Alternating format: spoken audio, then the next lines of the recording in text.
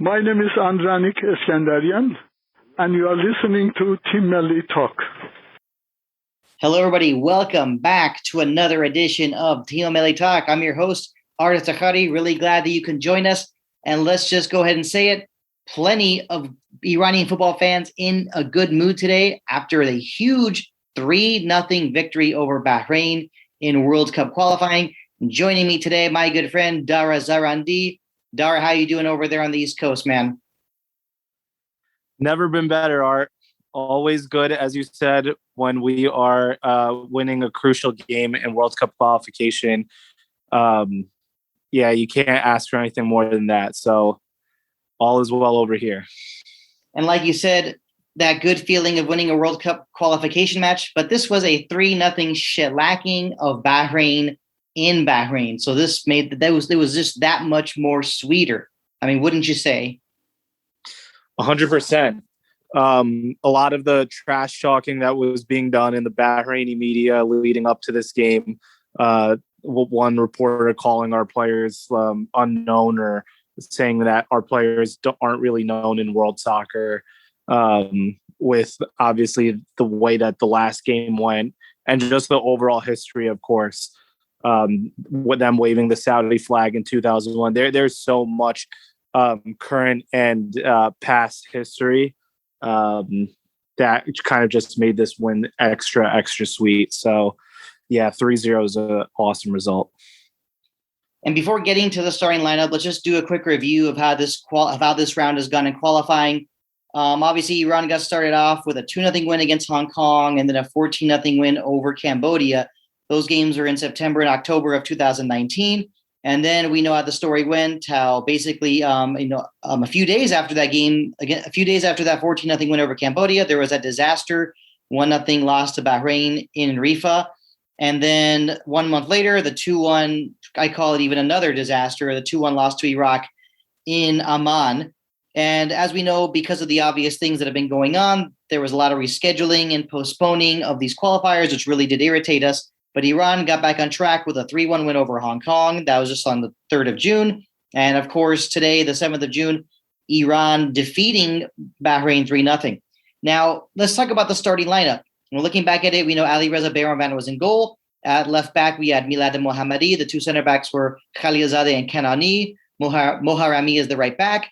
The big question, of course, was in the midfield, because the midfield was Ahmad and Nurullahi. Not so much the question with him, but like I said, Nurullahi, Ehsan Safi, and then we had Vahid Amiri sliding over to replace Jahan Bash. No surprise up front, though, with Taremi Azmoun and Golizadeh. Now, I know this is a lot for you that I'm throwing at you, Dara, but I remember this morning when we were communicating, before this game, you said, you saw the rumors or reports about what the starting lineup would be, and we were not happy about it. And when you look back at that, what was the first thing that went through your mind when you saw that starting lineup from Dragan Skocic? Me personally, I was kind of upset about the fact that, I think two of the key players for us last game were Godus and Torabi, and what they brought off the bench, kind of coming in, being able to put pressure on the ball when, we don't have possession on the opposition. Of course, I know it was Hong Kong, but that's something Torabi always does. And then Godus's ball distribution is just stellar. His movement off the ball is great. So just seeing those two things, I thought from last game, thinking that in a crucial game like this, I thought both of them would be, definitely important people to have in the starting lineup. I also thought Mortaza Pouraliganji was, for me, somebody who I wanted to see start as well. I don't want him to go into potentially the Iraq game having only played a full 90 minutes or starting a game against Cambodia potentially at this point, we can say. I was hoping that he could kind of get a little bit more than the few minutes he got today. Those were the three lineup differences that I would have personally had. The first thing I thought again was just we're lacking in each area of the field here. Torabi being one of the attacking players I thought we'd miss from the start, Godus, the midfielder, and Puraliganji in the defense. But I will say that, I was very pleasantly surprised with Kanoni. I am quite critical of him at times because I do think he has his moments where he has mishaps, either turning the ball over in a crucial area or heading the ball away very, very clumsily to the opposition, things like that. But he actually had a really solid game. He won his 50-50s. And aside from maybe one instance early in the first half, he had a pretty solid game without many mistakes, in my opinion. We'll get to the goals in a moment. We know all 3 goals came in the second half, but right now I'm just focusing on the first half, and I just have to go back and talk about Ehsan Hajsafi. I know anyone who's been watching my YouTube show as well as listening to this podcast would right away say that maybe I'm a little hard on him. But Ehsan Hajsafi, I really am meaning it when I'm saying this. I'm reaching that point where, I already want to say I have no problem saying that he should not be playing as a defensive midfielder. Yes, if he's going to play as a left back sometimes, I think that's something for me to say, okay, well, that's a position he plays. So, what's your take on Hajsafi? I agree with you. I don't like him in any position. If I'm being brutally honest, I don't think that the guy has had. If you look at his entire Team Melli career, he hasn't had more than 10 to 15 good games playing for the national team. He's had a couple good ones here and there in some of the Asian Cups. You could even argue a couple good ones here and there in the World Cup, either in 2014 or 2018. But I think that even that's stretching it a little bit. He has been a player that has made very costly mistakes in the past. Even today, we saw he nearly gave a beautiful assist, I would say, to Bahrain at the top of the box on a set piece, just very clumsily passing it right to a Bahraini forward at the top of the box in dangerous area on a set. So, yeah, I personally would not have him anywhere close to being in the starting lineup or honestly, even in the national team squad. But he seems to be that modern day Shojoyi. I'll kind of compare him to where he was kind of way past his prime and still in the national team. I think we've reached that point with Hajsafi where he's way past his prime and he's he's here and he's our captain. Yeah, it's a tough situation. Like I said, I agree with you. I personally would not call him up to the squad. If someone said you have a choice whether he gets to play defensive midfield or he's either a starting left back or backup left back, okay, I'm going to go with the latter and say, okay, fine, he's a left back, but just don't let him play defensive midfield. That's pretty much my take there, because he did have a giveaway in the previous time playing against Bahrain, and it led to that foul from Majid Hosseini that led to the penalty, and that was the only goal Bahrain scored. And to have lost to Bahrain that previous time Iran played them, it wasn't a well-earned win for Bahrain in the first place. To me, it was just one of those typical garbage Bahrain wins. But, let's go back now. Let's focus, of course, on the positives. There was that substitution made to start the second half. Godus came on for Milad Mohammadi. And at that point, to me, I don't think it really grazed much eyebrows, but you right away realize, oh, wait. So if Mohammadi's coming out, it meant that Hajsafi was moving to left back, Godus playing in midfield. That right there, I believe, was a really, definitely a breath of fresh air for us. Totally agree. The whole flow of the game changed, and it does change when you do have a guy like Godus in midfield who, like I said, distributes the ball. His movement on and off the ball is just really flawless. When you have someone like that in your midfield who can just set up chances for your forwards, knows how to go forward in transition from defense to offense on counters, it makes a huge difference. And we saw him do all of those things. We saw him in transition have a lot of success. We saw him find the guys that he needed to, the forwards and the wingers, and he works very well with whoever he's around. So that was a key substitution, and it really had a huge impact right away on the second half. And when talking about the second half, let's just get right to those goals and talk about those. Sardar Azmoun, scoring in the 54th minute, assisted by Taremi. Azmoun again in the 61st minute, again assisted by Mehdi Taremi. I mean, some great goals. It was really cool to see. It was really awesome to see the way Iran was attacking, the way they were moving the ball. This wasn't one of those games where, oh yeah, we ended up scoring because of a set piece on a free kick. Well, actually, I would say our free kicks haven't been that successful anyways, but it wasn't one of those games where we relied like on a corner kick or, or some like kind of lucky sequence of play or anything like that. I mean, you got to like that teamwork between Taremi and Osmoon. I mean, it was just, the only word I could use to describe that is perfect. Yeah, they just they have their moments. I don't even want to say they have their moments. I would say most of the time they sync up really well together. Like they have the ability that every coach kind of wants their forwards to have, which is like one has the ability to read the other's mind. So yeah, we saw that in the Asian Cup, very, very clearly. And we haven't seen it in a little while, but like today was like, especially in the second half, was a very crystal clear example of that, where they were timing each other perfectly, finding each other perfectly. Both those assists that Taremi had were just absolutely a class. And those runs by Osmoon were brilliant as well. So hats off to both of them for that. They did an amazing job in the second half working together and doing what they need to do, which is creating chances and finishing them. And that third goal was actually scored by Taremi. I mean, talk about a perfect night for both Taremi and Osmoon.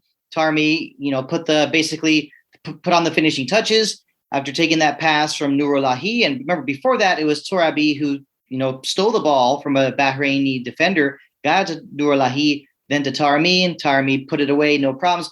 3-0 win for Iran. I mean, it was perfect. And, and the thing is, I'm going to get to the group standings in just a moment. I don't want to forget about that. But going into this game, it seemed like there was so much talk of, what's going to happen.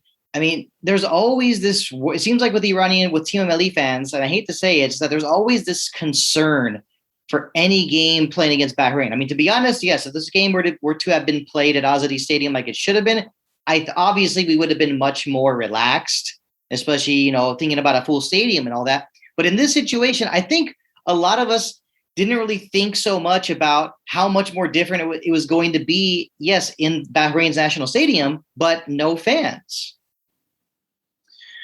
Yeah. That definitely does add a little bit of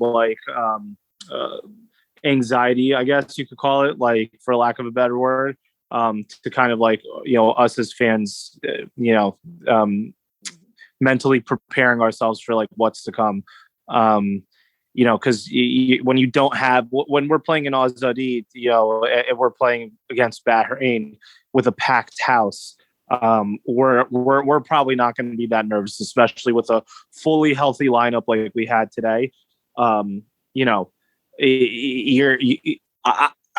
would not feel that on edge if we were in Azadi, but because of the conditions in Bahrain, and because of course, also maybe you could even throw in the lack of preparation that we had kind of coming into this game, things of that nature. It does add a little bit of anxiety as a fan because, you look at a team like Bahrain, they had great preparations. They're used to playing in those kinds of conditions. It can be a toss-up. We've seen in the past before where we've been in those situations and we've had a curveball thrown our way and, we didn't respond well. And obviously with the situation we're in, we couldn't afford to let that happen.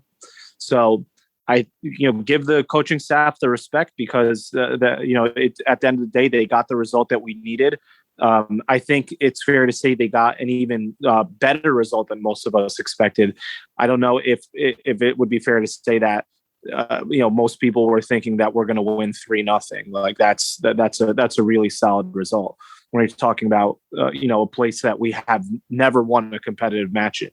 So yeah, I mean, like I said, hats off to the coaching staff for doing what they need to do to get the result. And we'll get to the coaching staff in just a moment, but just with the group standings, currently Iraq is top of the group with 14 points. Iran has 12 points. Bahrain also with 12 points. Hong Kong with 5. Cambodia with 1. But let's not forget, Iran not only has a much more superior goal difference against Bahrain, but also has Bahrain beat head to head because a 3-0 win, is much better than, that combined that with a 1-0 loss a year and a half ago. Yeah, Iran's got that over Bahrain and also even has a game in hand over Bahrain. Now, so that's, of course, those are the standings. Iran still has 2 more games left, one against Cambodia and one against Iraq. Obviously, of course, it can't be surprised that everyone will be overlooking the game against Cambodia and focusing on Iraq, but of course, one game at a time. But going back to what you said earlier, giving the coaching staff credit, let's talk about head coach Dragan Skocic. I mean, before the game, many people saw the starting lineup. There was many people that were upset. This was a total head scratcher thing. We're saying, why Haj Safi starting over Saeed Azatolahi? But now, what do you say about Dragan Skocic? Are you in that camp of, hey, you know what? Iran won 3-0. Skocic is a genius. Or are you saying, hey, glad we won, but there's still some other things to focus on and make adjustments about? I'm reserving my opinion on Skocic until after all the games are over, because at the end of the day, these 4 games was a journey that we were all embarking on as a country, as a fan base, as a team, however you want to look at it. And the mission isn't over. Has he gotten off to a good start? In my opinion, I do think he has. I think that, in the first 2 games, we were presented with a set of challenges. And I think that he has done well to combat those challenges. Do I think he's been flawless? Absolutely not. I do think that the team has looked vulnerable defensively still. He has not addressed that issue. It's that existed really ever since Queiroz left. Under Wilmots, we started to look really vulnerable defensively, and we still do. There's still lots of holes for the opposition who's scouting us coming up.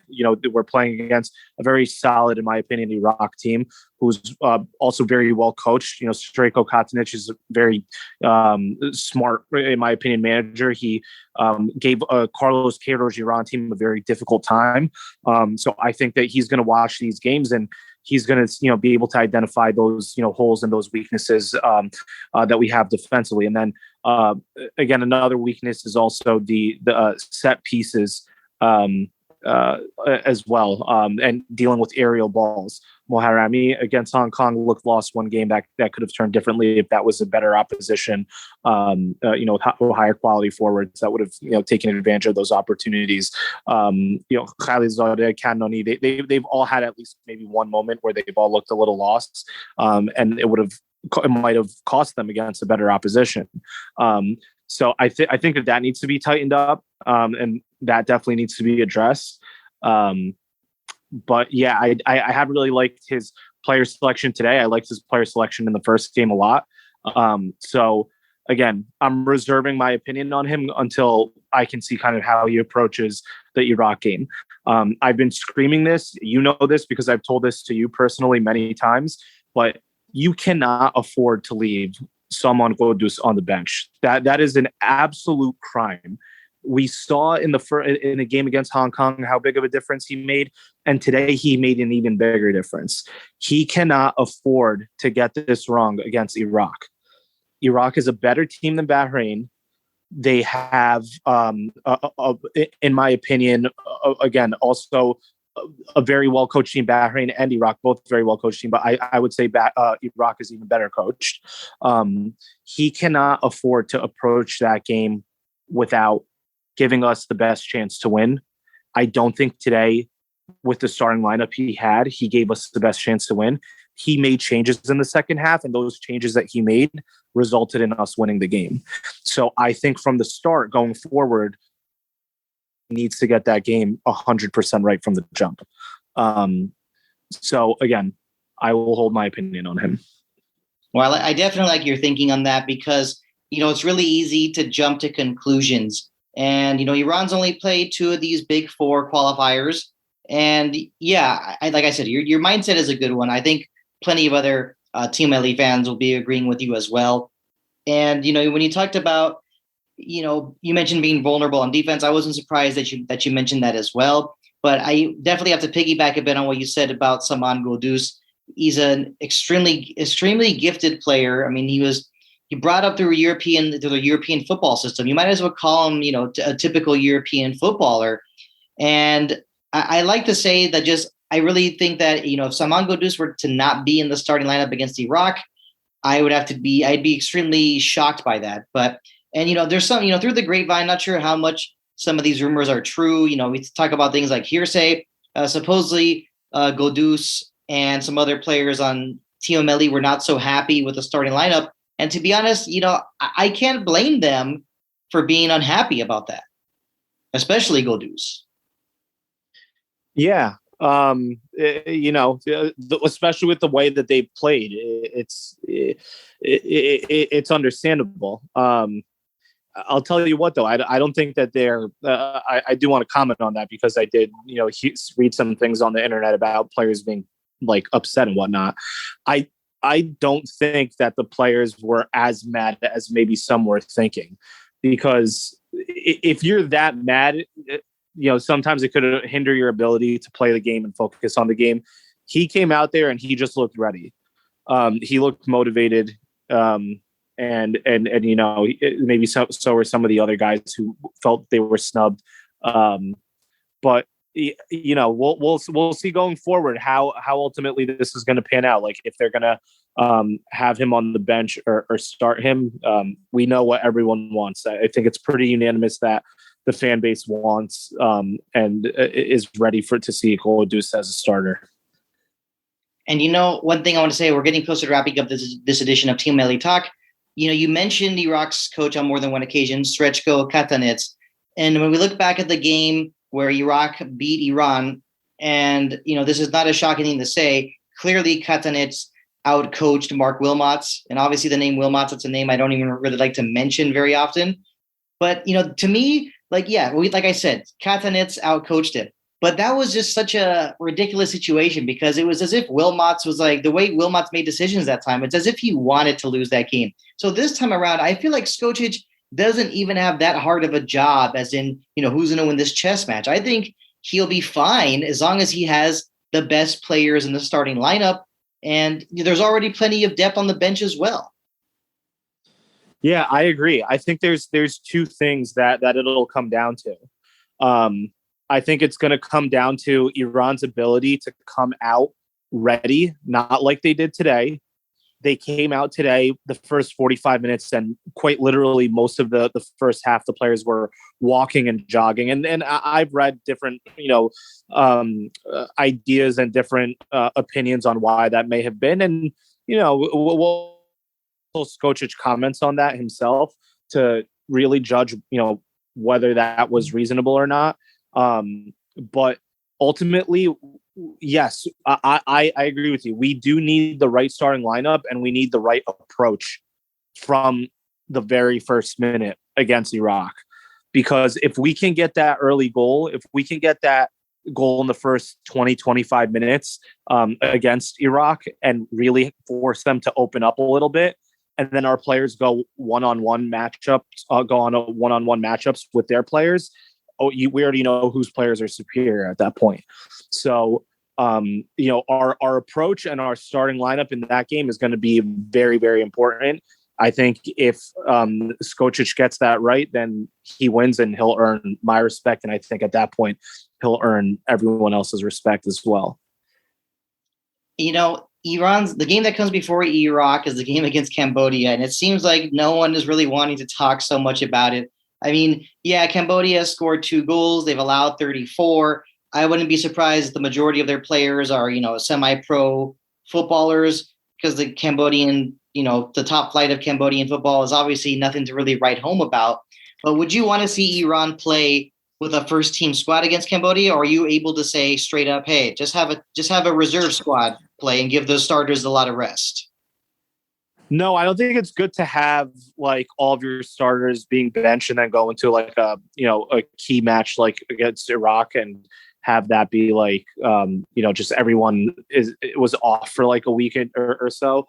They need to keep everyone active. So me personally, like I would probably go with like a 50-50 lineup of like 50% maybe people who haven't played that much or featured off the bench. And then 50% like the other starters. So the main starters though that are going to be important for Iraq and will start against Iraq, I would just take them out like probably either at halftime or early in the second half. So like, for example, like Tarmi, I would start him personally, but wouldn't play him more than 50 minutes at the absolute most, 55, 60 minutes. So that way he can get some rest. I must say great minds think alike, because I was pretty much thinking the same thing. Got to have some kind of 50-50 lineup. Yeah, the thought of just going with the full-on reserve squad, it kind of gets me that feeling too, where, we don't want our players going into that last game against Iraq being rusty. That's the last thing we would want. So that's the last thing we would want. And also leading up to these games, would you also say that maybe there's like a small pass for our national team and maybe not being so sharp? Because let's face it, there weren't that many games. There weren't that many friendly games to play prior to these qualifiers. So, I mean, do you feel like now more and more Iran's just getting more and more in sync because of these qualifiers? Definitely. Of course, every game is an opportunity for the team to gel together more, to show what they can do together more and more. So, yeah, I do think that the Cambodia game has a lot of value. I actually like the way that the scheduling was. It's because, like, essentially we have a preparation match before every important match is kind of the way I looked at it. I was like, okay, Hong Kong is going to be a good preparation for Bahrain, and Cambodia, maybe not a nicer ideal preparation for Iraq, because there's a huge gap. There's a bigger gap between Cambodia and Iraq versus Hong Kong and Bahrain. But you get the point. The point is that we get, a little bit of a warm up before kind of being faced with a bigger challenge. So I personally like that. Having maybe back-to-back really tough games like Bahrain and Iraq would take a little bit more of a toll on our players. But look, at the end of the day, we're Iran. We have really strong squad compared to the opposition, no matter who we play. And we just have to, recognize that we need to treat our opponents with respect. We need to treat our teammates with respect, and ultimately just trust whoever's in the starting lineup and make sure that we get the job done, because there's not a team in this group that we shouldn't be able to beat. And the next game for Iran will be against Cambodia on the 11th of June. And of course, a huge showdown with Iraq on the 15th of June. Dara, as always, pleasure to have you on Team Melli Talk. I appreciate you taking the time. Thanks, Dara. Always a pleasure. And that's it, everybody, for this edition of Team Melli Talk. Really do appreciate the support. Make sure you get to our website, www.teammellitalk.com. You know where to find us on social media, Facebook, Instagram, Twitter. You know the handle, @TeamMelliTalk. Make sure you check out our Tumblr page as well, and also our latest episodes on YouTube. Thank you, everybody, for joining us for this edition of Team Melli Talk. We'll see you soon.